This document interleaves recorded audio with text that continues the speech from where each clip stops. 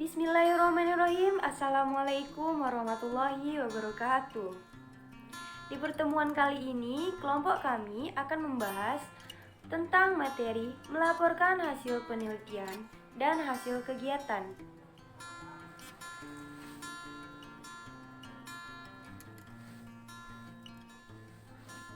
Sebelum kita masuk ke penjelasan, perkenalkan kami dari kelompok 11. Ricky Aryadi sebagai presenter 1, saya sendiri Salviriani sebagai presenter 2, dan Syamsiar sebagai presenter 3. Di sini saya sebagai presenter kedua akan menjelaskan bagaimana sih menganalisis hubungan genre pada setiap tahapan teks laporan kegiatan. Yang pertama itu ada ringkasan. Meskipun ringkasan dan abstrak itu sama, abstrak laporan kegiatan lebih cocok disebut ringkasan karena lebih merupakan inti sari dari keseluruhan kegiatan yang dilakukan.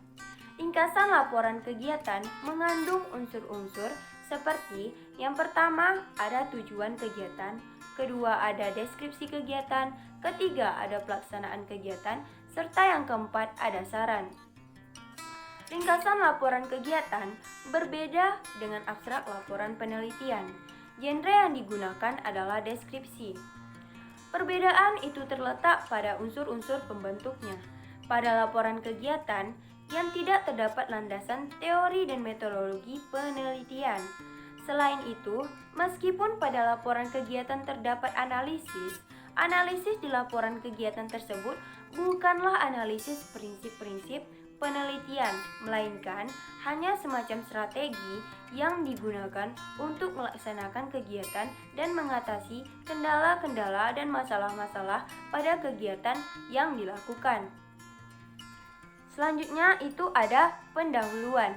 Tahapan pendahuluan pada laporan kegiatan ini berfungsi sebagai untuk menyampaikan latar belakang kegiatan yang telah dilaksanakan, gambaran tentang jenis dan bentuk kegiatan, tujuan, manfaat, serta strategi yang digunakan untuk melaksanakan kegiatan tersebut.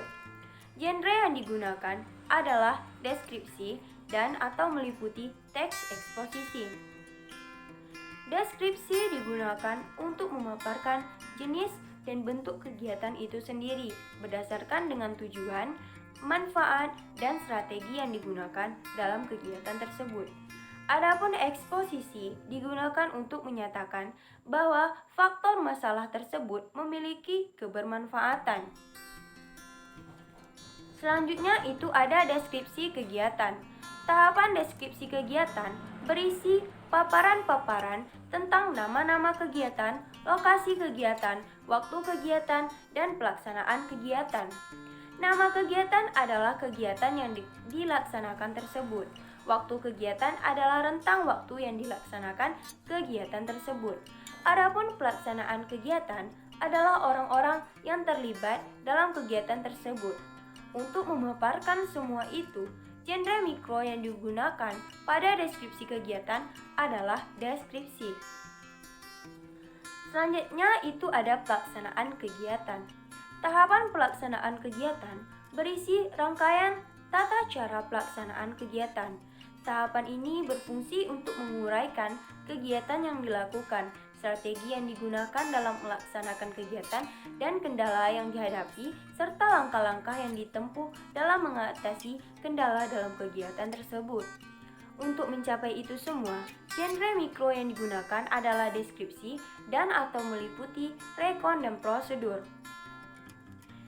Pelaksanaan kegiatan dikatakan menggunakan genre mikro prosedur saat langkah-langkah yang ditempuh dalam mengatasi kendala diungkapkan dan langkah-langkah tersebut dilakukan sekarang ataupun di masa yang akan datang, atau juga disebut dengan perencanaan.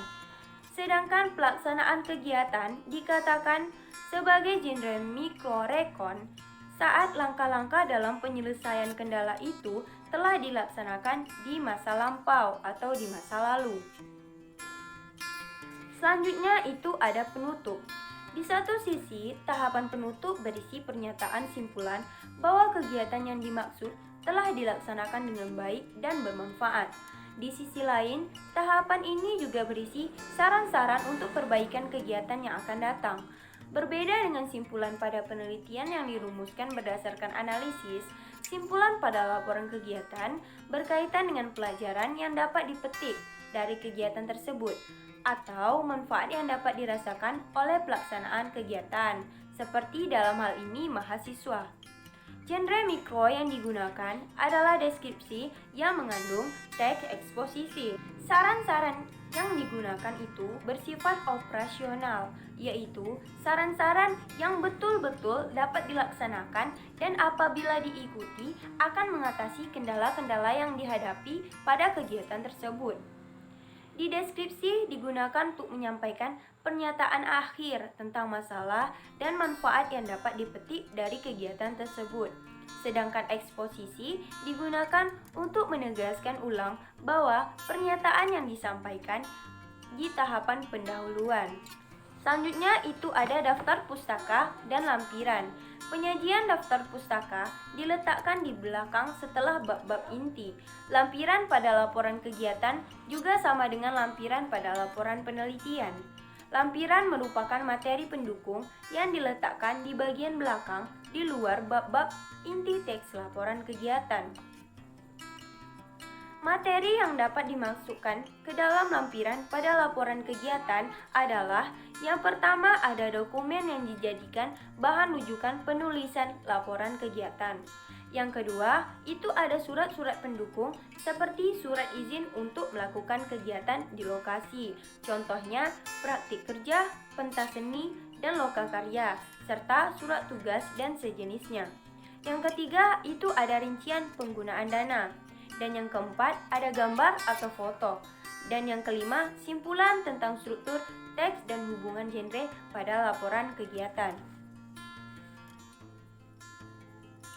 Nah, di sini ada simpulan struktur tahapan teks laporan kegiatan.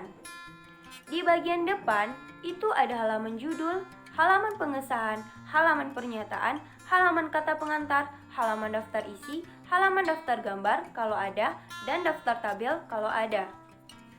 Selanjutnya, di bagian inti itu berisi yang pertama itu ada pendahuluan. Pendahuluan berisi latar belakang masalah, objek kegiatan, dan strategi pelaksanaannya. Yang kedua itu ada deskripsi kegiatan, berisi tentang nama kegiatan, lokasi kegiatan, waktu kegiatan, dan pelaksanaan kegiatan. Yang ketiga itu ada pelaksanaan kegiatan, berisi tentang kegiatan yang dikerjakan, strategi pelaksanaan kegiatan, serta kendala yang dihadapi dan cara mengatasinya. Yang keempat itu ada penutup yang berisi simpulan dan saran. Di bagian akhir itu ada daftar pustaka dan lampiran.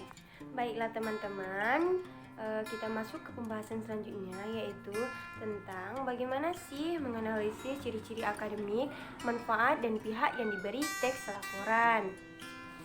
Nah, di sini saya hanya akan menjelaskan bagaimana menganalisis ciri-ciri akademik teks laporan.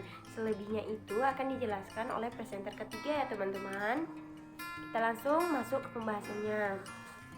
Nah, di sini teks laporan adalah teks yang dibuat sebagai pengimplementasian atau tindak lanjut dari kegiatan penelitian atau kegiatan observasi dalam bentuk laporan penelitian dan laporan kegiatan.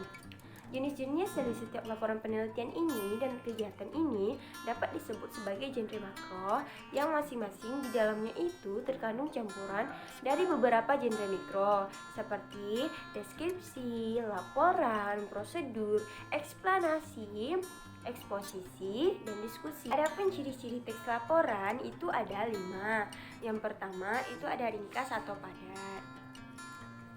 Laporan yang ditulis itu hanya berisi hal-hal pokok secara ringkas ya teman-teman, sehingga penerima laporan segera mengetahui bagaimana sih permasalahannya. Selanjutnya itu ada lengkap. Laporan itu teman-teman harus berisi aspek-aspek yang diteliti atau yang dilakukan dengan didukung oleh sumber kepustakaan yang memadai. Selanjutnya itu ada logis. Laporan itu harus berisi informasi yang disertai dengan alasan-alasan yang masuk di akal teman-teman dan yang dapat ditelusuri kembali secara metodologis. Selanjutnya, sistematis. Laporan itu harus disusun menurut struktur teks yang mengandung tahapan-tahapan yang berurutan, dan dalam sistemika itu menunjukkan satuan-satuan yang saling berhubungan. Selanjutnya, yang terakhir itu ada lugas, teman-teman. Laporan itu harus disajikan dalam bahasa yang objektif, yang langsung menunjukkan bagaimana pemecahan persoalan yang diteliti atau kegiatan yang dilaksanakan. Nah, sampai di sini saja penjelasan saya tentang menganalisis manfaat teks laporan. Itu akan dijelaskan oleh presenter ketiga. Jika ada kesalahan, saya mohon maaf. Sekian dari saya. Assalamualaikum warahmatullahi wabarakatuh.